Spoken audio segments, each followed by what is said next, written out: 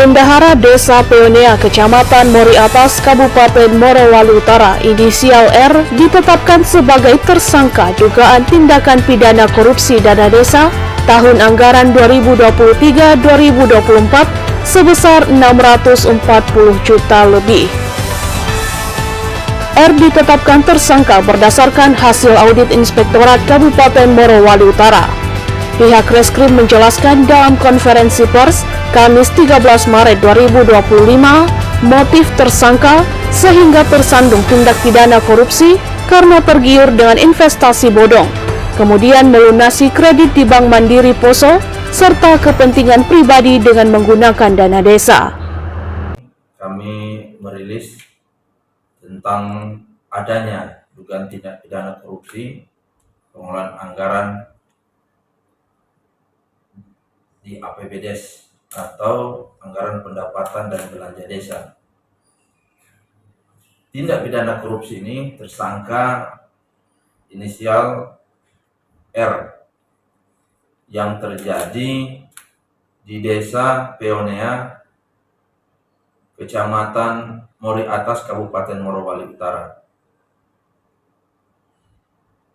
Tersangka telah melakukan tindak pidana korupsi pada program anggaran dana desa anggaran tahun 2023 dan tahun 2024 dan menimbulkan kerugian keuangan negara sebesar 616.992.101 rupiah.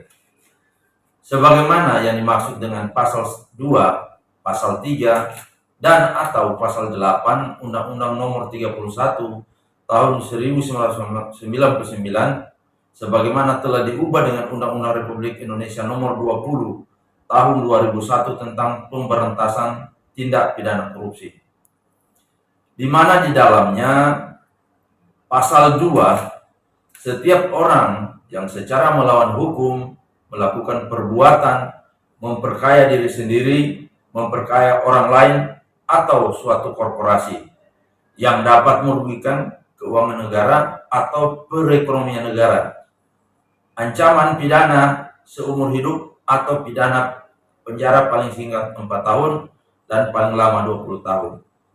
Pada pasal 3, melakukan perbuatan memperkaya diri sendiri, orang lain atau korporasi, kemudian secara melawan hukum dapat merugikan negara dan perekonomian negara.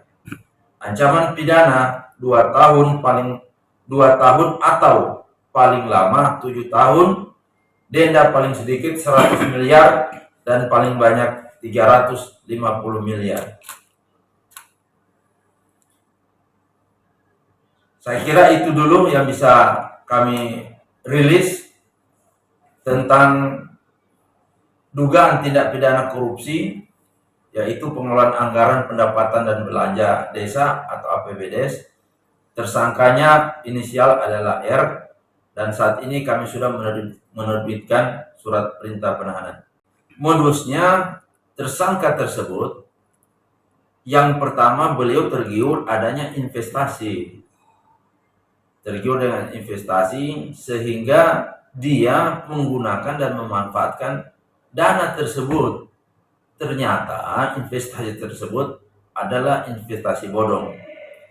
Kemudian motif yang selanjutnya, beliau menggunakan uang atau dana tersebut untuk melunasi kredit yang ada di Bank Mandiri Poso, serta ditambah lagi dana tersebut digunakan untuk keperluan dan kepentingan pribadi beliau, baik kepentingan sehari-hari atau kepentingan yang lainnya. Hasil audit investigasi pihak Inspektorat yang berkaitan Kabupaten Morowali Utara, kerugian negara adalah 648.492.101 juta rupiah. Kemudian